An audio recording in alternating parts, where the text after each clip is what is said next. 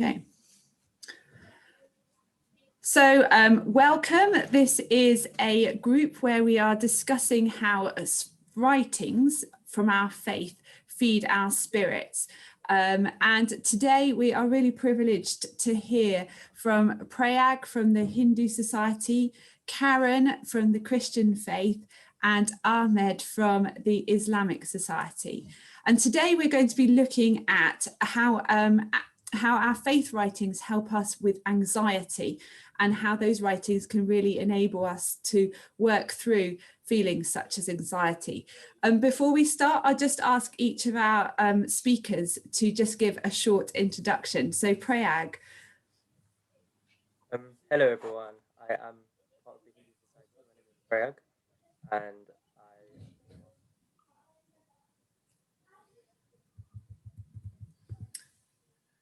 Lovely.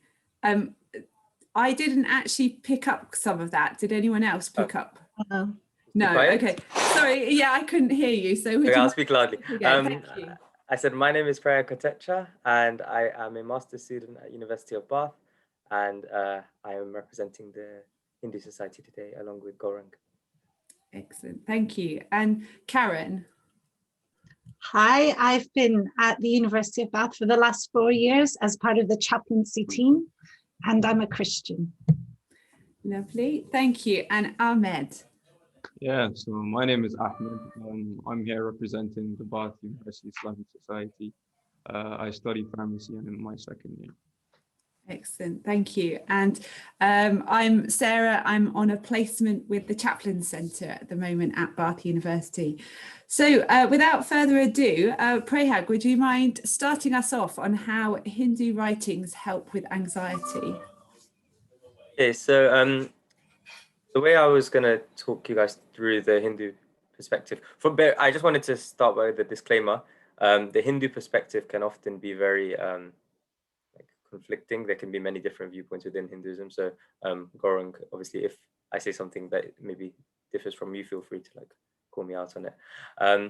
But I was gonna talk about the Hindu view of mental health in the context of wider things like the soul, and then also look at some prescriptions that Hinduism seems to give for how to address things like anxiety.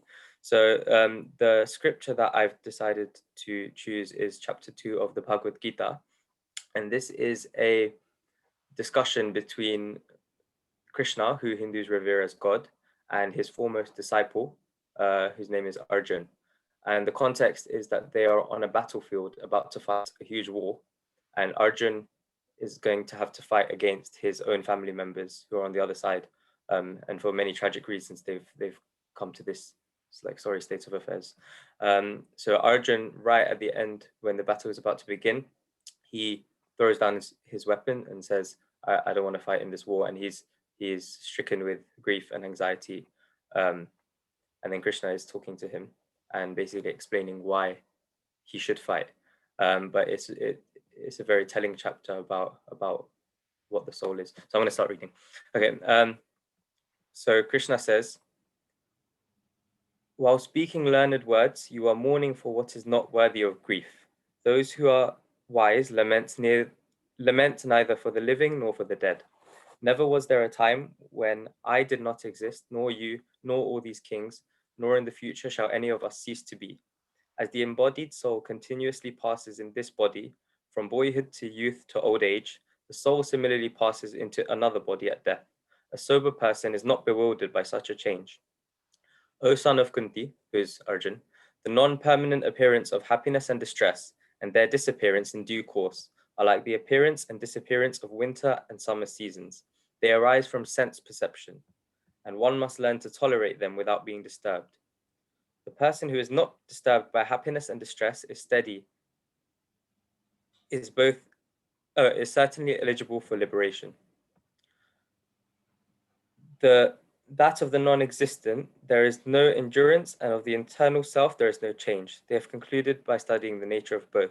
That which pervades the entire body, you should know to be indestructible. No one is able to destroy that imperishable soul. But the material body is sure to come to an end. Therefore fight, Arjun. Okay, so that was just a short extract. What I wanted to say about that extract is that it tells us about this distinction between the body and the soul. And Krishna is trying to tell Arjun that the reason why he faces such distress is because he seems to have conflated these two things together, so that he thinks that the emotions that he's feeling right now are as permanent as his soul, when the way that he should actually understand those emotions that he's feeling are like the tides, or the change from summer to winter, something that's always changing. So I think that gets to the crux of the Hindu belief on emotion, and the fact that sorry, let me just get my words. The reason for our unhappiness is because of a constant flux between the emotions that we feel and the fact that we feel that they're permanent. So in terms of prescriptions to solve these dilemmas of anxiety and depression, the Gita focuses on the idea of yoga, but yoga is not simply like, right now it's being seen as like meditation, but yoga also, meditation is like one of the last stages of yoga. Before meditation, there's lots of other stages of yoga which are focused on regulating like the way that we live, because if we try to meditate now but our other practices in our life are kind of going against what meditation is trying to achieve, then it's argued that we wouldn't get very far. So before we meditate, there are things that we need to do. For example, behaving in a truthful manner, non-violence, refraining from stealing, abstaining from like sensual activity, and then later on it gets to yoga. So I think I have found personally a lot of solace in this view, because when I was first like going through ideas like of, oh, I actually have anxiety and I'm not really sure how to deal with it, and then looking at my faith, then the immediate thing that's prescribed to you is like meditate. But then when you try to do that when you haven't kind of controlled everything else around you, then it seems like meditation is not working, and then you start to lose faith. But actually, just realizing that is the reasons why I might be feeling anxiety might be due to wider aspects of my life. I think that was a realization that I found through the scriptures. So yeah, I think I don't think I structured what I said very well, but hopefully that gives us something to talk about. No, that was really interesting to hear how the Hindu faith seems to separate body and emotions and stuff. Gaurang, did you want to add anything to what Prayag said? Yeah, definitely. So yeah, like Prayag, like he put it very nicely, like in a concise way about how the body and mind should work. And I just want to add, like, so Krishna, when he's talking to Arjuna, he's also trying to tell him that there should be a balance between reason and emotion. So at that point of time, Arjuna is very influenced by the emotions of how he's attached to his family, while Krishna is just trying to pitch in his idea of reason, so like a rationale behind what will happen if the war does not go ahead. So he's telling Arjuna about his rights, that so the war is basically over the kingdom, and he would like his brothers had basically thrown him out of his own kingdom, which actually belonged to him. But Krishna is just telling him that in order to gain your rights, you have to put emotions aside and look after the reason, the rationale behind the war, and you basically have to manage it more optimally. And this in most cases, when we feel anxious about anything, we try to put in emotion, like a lot of emotion into the thing that we're feeling anxious about. So we should also we should just step back and take a more rational view of the thing that we're feeling anxious about. So yeah, I think it's a good extract, and it is really meaningful. Okay. Excellent. Thank you. It's really fascinating to hear. Does anyone from any of the other faiths want to just ask any questions or to clarify or just to understand anything a bit more? I would just like to say something. Before Prague actually started, he spoke about, difference of opinion within, the Hindu faith. And, it's something that I'm even learning more myself about, and understanding how to, deal with, I guess. And it's like, I would have never thought there was something like difference of opinion, because in Islam as well, there are different opinions within scholars and things like this. But I guess the key, even in Islam, the key thing is that different opinions does happen, but it's how you deal with those differences in opinion. And differences in opinion is not necessarily a bad thing. It just generally, for the whole cohort, for the whole faith, for the whole, whatever it is, it helps to strengthen, a viewpoint, and helps you to see, okay, this can be done this way and this can be done that way. So I just want to say, I appreciate Craig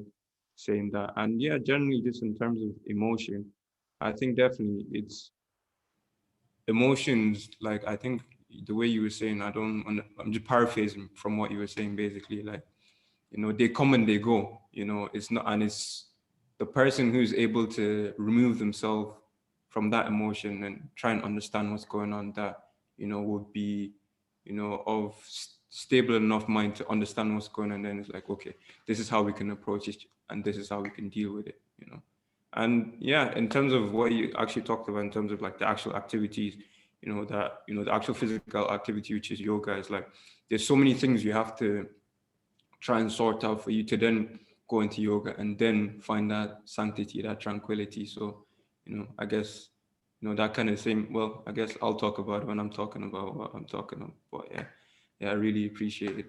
Yeah, definitely. That's what I got from it anyways. Yeah. I thought the structure was good as well, by the way. Yeah. It's really interesting. Yeah, really, really interesting. So thank you, Prayag. We're going to move on. I know we haven't had loads of time, but just to keep this moving, Karen, would you like to share from Christian faith writings? Yeah, I'd love to. And it's interesting. I found that fascinating. Thank you, Prayag. And the passage that I've chosen from the Christian Bible is in some ways similar. You spoke about seasons, emotions being like seasons that come and go, and the image that I've been drawn to is to talk about emotions and anxiety being like a storm that also comes and goes. And I received this postcard this week. I'm going to try and show you. I don't know if you can see it. And the words on it come from the Psalms, and it says, "He stilled the storm to a whisper. The waves of the sea were hushed." And in the Christian Bible, there is more than one reference to God stilling the storm. And that to me seems like a really strong picture of what it's like, what it feels like to me when I feel the peace of God that helps to calm my emotions or my anxiety. This week also, I did a watercolor course for the first time. I hope this doesn't seem too tangential, but we were painting the sea, and we were painting the most calm, beautiful sea. And like, my painting isn't very good, but the sea part is really good because it just, if you can just imagine that really deep blue and that totally calm sea. And it's such a strong image. This passage I'm going to read comes from the book of Luke, which is one of the accounts of the life of Jesus. There's 4 of them, and this is one. And this story appears in more than one. And the reason I chose it is I have a son who has had panic attacks in the past. And he found this passage really helpful when he has had a panic attack. There's a song based on it, and he found just like saying the words of the song really helped him. So here it is. "And while they were sailing, he," that's Jesus, "fell asleep." Sorry, I should have given context. Jesus and his friends are on a boat in the middle of the lake of Galilee. And while they were sailing, Jesus fell asleep. A gale swept down on the lake, and the boat was filling with water, and they were in danger. They went up to him and woke him, shouting, "Master, Master, we are perishing." And he woke up and rebuked the wind and the raging waves. They ceased, and there was a calm. He said to them, "Where is your faith?" They were afraid and amazed and said to one another, "Who then is this, that he commands even the winds and the water, and they obey him?" So I guess, yeah, in the Bible, there are lots and lots of references to not worrying. Do not worry. Do not be afraid. Every time an angel appears in the Christian scriptures, they say, "Do not be afraid." It's quite a common message. And I guess in my experience as a Christian and in my prayer, I'm drawn again and again to passages like this that remind us that, you know, there are storms, and like others were saying, you know, seasons come and seasons go, anxieties come. It's not denying that they're there. It's just recognizing that there is a peace that can be had beyond them. Thank you so much, Karen. It's really lovely to hear how your picture of the sea kind of we can look at it from a way of Jesus calming anxiety as well. Would anyone else from anyone like to comment or ask for clarification at all on what Karen's just shared? Sorry, Prayag, yeah. I think it's very nice what you said about acknowledging that these anxieties are going to be present at times, and these storms, we are going to face them, but it's about how we deal with them and how we see a kind of clearer horizon. Because even the way that scientific views of mental health are moving, it seems that initially there was been like an emphasis on medicines to try and prevent these anxieties, but those just end up with people taking more and more antidepressants or more and more medication without addressing the crux of the problem. I think what at least my religious readings seem to clarify to me and kind of give me peace with is that it's not necessarily about trying to control everything outside of your control, but it's about trying to first differentiate what is in your control and what isn't in your control, and then the things that are in your control, trying to get on top of those, and the things that aren't in your control, trying to form like a balanced equilibrium view of those and say, okay, I can't deal with these. How am I going to respond to them with the things that I can control? So I think that's an important step for anyone that's experiencing mental health problems, is to be okay with not being able to control everything. It's really good. That's a great point. Ahmed, did you want to say anything else? Oh, no, I was just saying, basically from what Karen said, is that I guess I appreciate the fact that as well, because I'm also into photography, you know, and filmmaking. So I appreciate that there's certain scenes or certain environments you can be in, and you know, you can kind of feel a calming presence, you know. So yeah, definitely appreciate that. Where would you feel like your calming presence is? Bro, everywhere, man. Like literally, like just anywhere and everywhere. Like, you know, it doesn't. It depends. It's just the environment can be anywhere for me, really and truly. There's some beautiful, peaceful places in Bath, aren't they? I've been finding out on my daily walks, like walking along the river, the canal. That's really nice, isn't it? And some other nice places as well. So Ali's just joined me now, so we've got 2 people in the room. So apologies for my tardiness. I had a lecture. Hello, Ali. Hi. Welcome, Ali. So so it's lovely how I guess just drawing it back to the writings again, it's lovely how like pictures within the writings can then kind of help us to deal with the things that are going on in our lives. Shall we move on? Ahmed, do you want to share your faith writings? yeah, I would love to. So I'll just start off by saying the first bit I'm going to be doing is in Arabic. So I don't want to confuse anybody. I'm not just, waffling. I'm just, there's a bit of method to what I'm trying to do, but yeah, I'll start anyways. Thank you. It's really lovely hearing stuff in another language. So thank you. So Bismillahir Rahmanir Rahim. Rabbi shrah li sadri wa yassir li amri wahlul 'uqdatan min lisani yafqahu qawli. So this dua, it's a prayer which was recorded in the Quran, which was said by Prophet Musa alayhi salam, which you may know as Moses, Prophet Moses. So, and he said this dua when this prayer, when I say dua, I mean prayer. He said this prayer when he was faced with a task where God placed a task on him to go to Fir'aun, the Pharaoh, and, spread the word of God, to preach about the oneness of God and to get Fir'aun to come off him saying he is God, So Prophet Musa alayhi salam said this dua, and I guess I'll let you know what translate the Arabic for you.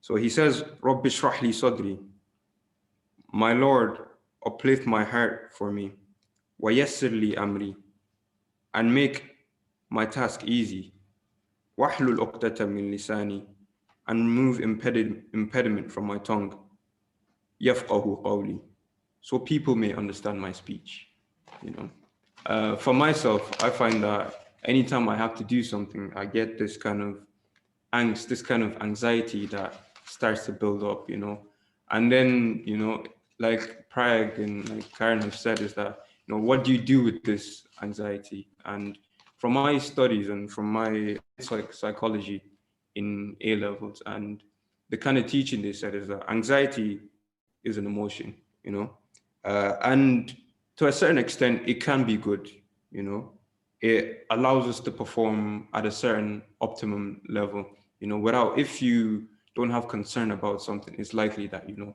not going to apply yourself as best as you can to it. But then again, anxiety, it becomes a disorder when it becomes excessive, you don't really have controls and bearings over it, and it becomes irrational. You start being anxious about, certain things that perhaps you shouldn't be anxious about. But then where does this anxiety come from? I'll just open up my phone and open up to another faith writing. And just give me a second, sorry. And again, I'll do it in Arabic and I'll translate, inshallah. So it goes, Bismillah ar-Rahman ar-Rahim. وَلَنَبْلُوَنَّكُمْ بِشَيْءٍ مِّنَ الْخَوْفِ والجوع ونقص من الأموال والأنفس والثمرات وبشر الصابرين. And that means we shall certainly test you with fear and hunger and loss of property, lives and crops. But Prophet, so the Prophet sallallahu alaihi wasallam, Prophet Muhammad sallallahu alaihi wasallam, give good news to those who are steadfast. So my understanding of the whole thing is that we go through certain things in life which may cause us great anxiety, which may cause us great sadness, but these are tests from Allah, God, tests from Allah to test our faith and our belief in Him. So, just like this pandemic has been, it's been a test in so many different, it has affected so many different sectors of life, and,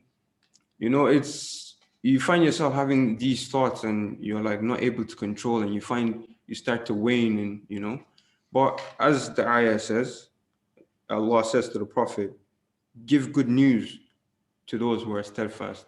If you remain strong in your faith in God, and I guess like Karen and Prague have said, it's like you realize that this is only a moment in time, and there are happy times and there are not so happy times, and just learning to remain steadfast the whole way through is, I guess, the teaching of, basically trying to remain, trying to remove yourself from the emotion and just have faith in God, I guess, and that tends to get people through. And just lastly, I think if I can find it.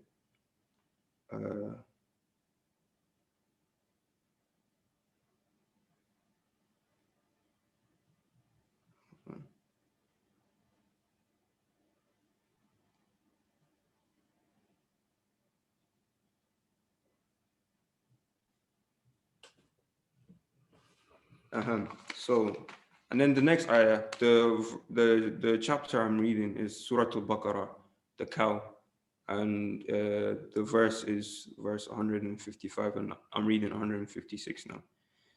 So it says, Bismillah ar-Rahman ar-Rahim, الذين إذا أصابتهم مصيبة قالوا إنا لله وإنا إليه راجعون, which means those who say when afflicted with a calamity, we belong to God and to him we shall return. So then again, it's just, I guess when we come up against certain obstacles in our lives, it's important to try and, have strong faith and know that this is something that will pass, hopefully, and yeah, that's basically what I have. That's really great to hear, and really, yeah, just kind of keeping steadfast to God, even though the emotions kind of come in. Ali, did you want to add anything to anything that Ahmed said in terms of the Islam faith? I love the way where he kind of specified it to anxiety. And if I could possibly just add something that is a bit more broad, but we could, of course, use it when it comes to the topic of anxiety. In the Quran, our holy book, our Lord says, Bismillah ar-Rahman ar-Rahim, فَإِنَّ مَعَ الْعُسْرِ يُسْرًا إِنَّ مَعَ الْعُسْرِ يُسْرًا. So these are two verses and they're back to back, and they mean, verily with every hardship comes ease. And then repeated again, verily with every hardship comes ease. Now it's repeated twice to kind of show the certainty that God has when he tells you whenever you're afflicted with a hardship, you have to stay steadfast, overcome it, and then will come ease. So in the case of anxiety, if there's something that's coming and it's making you anxious, say an exam, and that is bringing you hardship, verily, after every hardship comes ease. So after that, God will bring ease towards your life.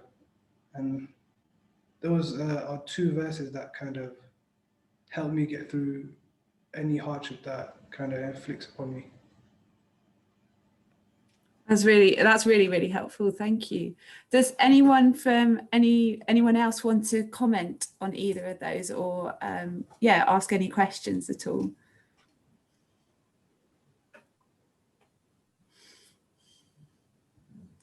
I just think it's really interesting that in all of them, it's about being steadfast in our faith and having faith in our God, isn't it? And actually, if you could step back from how you're actually feeling really awful and anxious, God will be loyal to that and come in and help. It's great. Thank you, guys. Yeah, I totally agree. That was definitely the message coming across of that these are emotions that are kind of on the outside, and that we actually staying steadfast to our faith or to our beliefs, and that these faith writings really help us to see that, as Ali said, you stay steadfast and the ease will come. It is a passing thing. Well, that's been really interesting. Thank you everyone who shared. That was really fascinating, and I look forward to more comments, any comments that come in that we can respond to, and look forward to looking at faith writings in view of another emotion or another thing that we head through life. So yes, thank you very much. And I think Ahmed wanted to say something. Oh, sorry, Ahmed. That's fine. I just wanted to ask. I know we've all shared our writings, but like in terms of, how do I wanted to hear, I think Pride kind of did say how he copes with anxiety and stress, but I don't know if Karen, Gwaring, and Kara want to offer. How do you cope? On a day-to-day basis. And when things aren't going so well, how do you cope with it? And I think for me, I find a practice of daily prayer helpful, starting off my day with some prayer, some silence. I find that that gives me the resources to cope with the anxieties that inevitably are part of most days, aren't they? One way or another. So yeah, that pausing to remember. And I really liked what you shared, Ahmed, about that we belong to God. And reminding myself of that kind of thing, that I'm held in God's hands, that I'm not on my own. I think that is, I find that really reassuring to remember that, you know, God is with me. I'm not on my own. And like we've said before, that these things will pass, that God's in control, maybe those sorts of things. And fresh air and exercise and good food as well. I like to go out, especially at the moment when spring is springing, and I'll go out, and if you ever get the chance, go and stand on the top of Salisbury Hill, and you can see all the way across Bath, and there's, you know, there's cows on the top, and there's daffodils, and it just puts everything in perspective, and you really feel God with you. So I find that really helpful. Also, what you said about praying in the morning, I think even because in Hinduism it emphasizes like even when things are going well, that's just flip side of things not going well. Then if you, it's almost like you don't have a routine. It's like if you only meditate and pray when things aren't going well, it's not properly in balance. To properly be in balance, you have to even pray and have that routine when things are going well. We didn't catch all of that, I don't think, Prayag, but I think what I thought, I don't know if this is what you were saying, but what I thought was interesting is you were talking about the yoga and how it kind of is more of a you have to get in the right place for the meditation to actually work. And I think in some ways what Karen was sharing about needing that daily morning thing of is getting your life in line so that when those emotions come, then you're ready to, you know, whatever you need to do. I don't know if that was kind of what you were saying, but it was just interesting. I saw those little parallels between the two. So yeah. One thing I thought was really interesting, Ahmed, as well, what you said about that we are God's and to God's we will return, something like that. Is that right? Because the words that you used were really similar to words that Christians used yesterday. So yesterday was a Christian feast day, or not feast day, but an important day called Ash Wednesday. And the words that when Christians receive ashes on their heads, the words that are said are, "You are dust, and to dust you will return." And it's reminding humans of their mortality. And it sounds like it wouldn't be comforting, but in fact, it is deeply comforting to remember that, you know, that we're all in this together. And so just what struck me is it was so similar to what you quoted. Yeah, that phrase actually, "Inna lillahi wa inna ilayhi raji'un," is used typically when, you know, you hear news of someone passing. So yeah, definitely some parallels going on with that. Talking about, yeah. Did anyone else want to share? Sorry, I didn't mean to cut everyone off early. So thank you very much, Akman, to introducing the next topic. So that was really helpful. Yeah, anyone else like to share before we close off? Okay. It's been really helpful just to see how different faith writings feed us, and actually how similar a lot of them are in terms of seeing emotion as something that's temporary, and how hanging on to faith or beliefs is actually the way to power through in a way. So thank you so much for sharing, and look forward to another one. Yeah. Thank you. Thank you. Thank you, everybody. Thanks, guys.